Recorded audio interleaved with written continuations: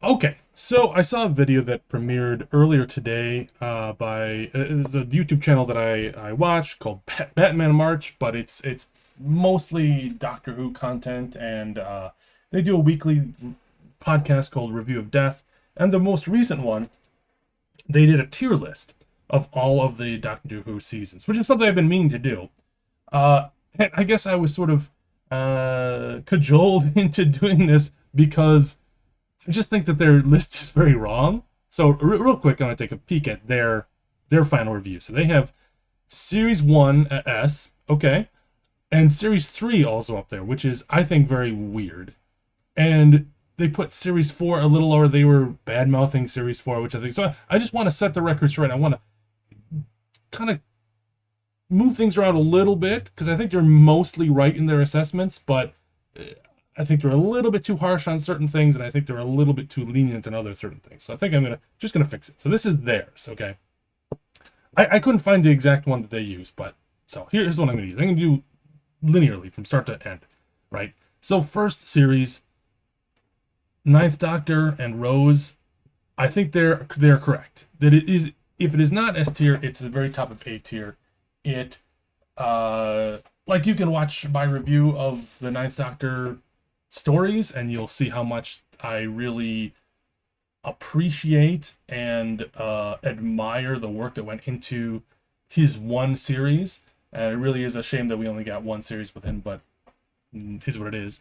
But the way that it extended, what do you call it, wilderness years ideas into a new medium, the way that Russell T Davis sort of took other genre fiction that had arisen in the interim, stuff like Buffy the Vampire Slayer, and sort of he was creating his version of that type of storytelling. I think he did really well. The first four series are all organized well. I think they're right that the second series is, it's not poop, but it is not good. There's just less good than there is bad. There's a lot of cringe moments. There's some good stuff. This is where I think they mess up because they put Series 3 in S tier, and I gotta say, it's a little bit above. It's probably B tier, mid B tier. Um, I just think that the lows are so low. They totally glossed over the Daleks in Manhattan, the Daleks take Manhattan, whatever, which is just like, I still think it's a low point for the series. I think it's isolated, like you don't have to think about it, and a lot of people skip it on rewatch because it is so bad, but it's something that just got memory hold because it was so bad and dumb, you know. And we have selective memories. There are some things we can't memory hold the entirety of, like the TV movie, but we forget about the stuff where he talks about he was half human, and well, we're just gonna pretend that doesn't exist. We have our own headcanon collectively that's not real, right? Well, you can't memory hole a whole series though. Um, so like those two episodes, people forget about. They're just really bad. I think there's a lot of other stuff that's in the what is it called? The Lazarus Experiment, I think, is very bad. I do not think Lazarus Experiment is good in any way. I don't like the ending three part. I think Utopia is pretty good, but I think that John Sim. I don't like John Sim as the master. The first part of his two part, you know, finale is pretty good. It's a good setup. But then the second part is just like, I don't know. I don't think they really knew what they were doing. So I'm going to put it here. And I think they are doing a disservice by saying Series 4 is anything. In fact, it's better than Series 1. Series 4 is the best of the new show.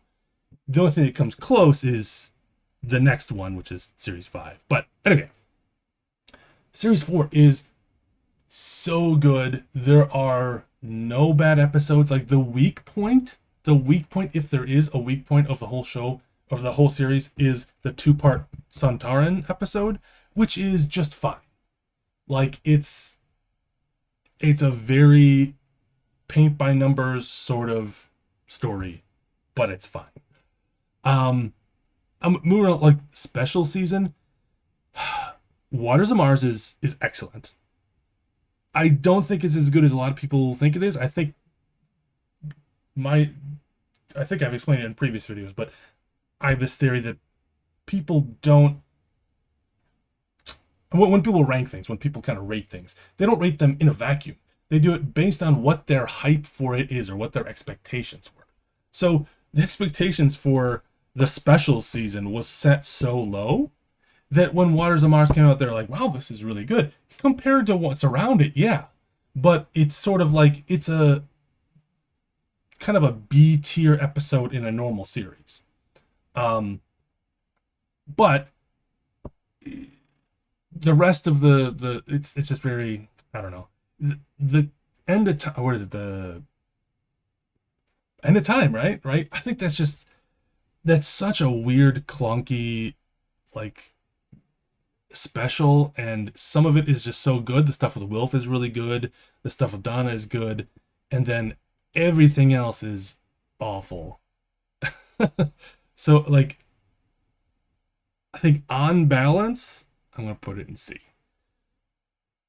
So I already did season 5. Yeah, they completely correct. I would put it higher. I would probably put it right about here. Like, these three are, like, series 1, 4, and 5 are gold. Okay, and I don't think there's very few flaws in any of these series. 6, I think that they were a little bit harsh. Harsh is like, series 6. The first half of it is actually pretty good. All of first half is pretty good, up until, and I say this is like the moment that I fell out of love with the show. It's like a decade and a half ago now. Was Good Man Goes to War / Let's Kill Hitler. Good Man Goes to War is very good. It does do the kind of mystery box a little bit, but it's like, the show is basically like, okay, hang on, go along with me on this ride, and everything will be explained. There's timey-wimey stuff, and there's people you haven't met yet, and there's all this other stuff, and there's all kinds of cool stuff going on. And they're like, we promise we're gonna. It doesn't pay off. They just, like, sweep it under the rug. Don't worry about it. It's just a big old middle finger to the audience, and the rest of the series is kind of downhill from there. On balance, it's still not that bad. I'd say it's bottom of B, top of C. I still think it's probably better than the third season. These are about close. Series 7. Oh man. Again, like, the first half, there's some good stuff in the first half. There's some good stuff in the back half, but it's real middling. And there's a lot of stuff that I really don't like. The first half, I think, is better than the second half. I like Jenna Coleman, fine. I do not like Clara at all. Like, she was done well, maybe a couple of stories out of the, I don't know, 10, 20 years that she was on the show, and she ruins everything else again. Let's see here. Yeah, see, Series 8 is, so, it had such potential. I still don't think it's poop tier. I think, yeah, Series 9 is probably the worst. And 10 is actually excellent. Has the only two-part, I'm getting ahead of myself a little bit, but has the only two-part ending that I think actually sticks the landing. So let's see here. 7, yeah, 7 is mid. 8 is, there's some good stuff in it. I thought that the two-part, again, like, the two-parter finale, the first half was good, when it's like, don't cremate me, and you've got Danny Pink in purgatory, and this kind of stuff is really incredibly dark and atmospheric and creepy. But then in the second half, it's like they make the Doctor the president of the world, and they bring the Brigadier back as a Cyberman just to salute. It's just like the most insulting shit that I just feel so insulted. But yeah, that's gonna go on the bottom of D. Yeah, that's pretty bad. All right. Yeah, the next one is pretty awful. Like, both of the first two series with Jodie are pretty bad. I guess I'll put the second one a little bit higher, like, here, but it's the first one, like, series 11, I think. Yeah, Series 11 is just so boring. There's just nothing interesting or unique. They don't fight any interesting monsters. They don't tackle any interesting concepts.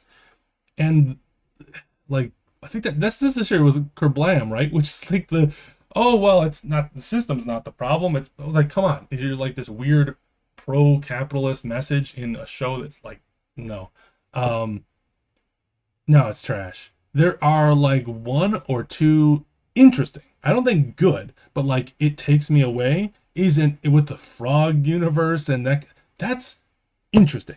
I don't know that it's a very good episode, but it had interesting ideas, and it's the only thing that really sticks out about that series.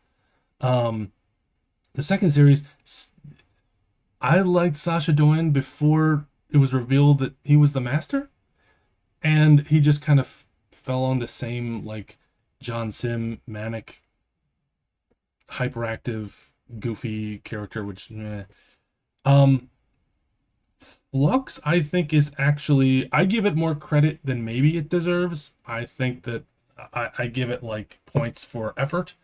I understand that it had a hard time because of COVID, but at the same time, I think a lot of people give it too much leeway because of that. Because I think it still probably would have been a relatively incoherent. Yeah, sorry about that. Relatively incoherent, but there's enough high points, and I respect what they were trying to do, even if it was like a glorious failure. The Flux really is Trial of the Time Lord Redux, right? Um,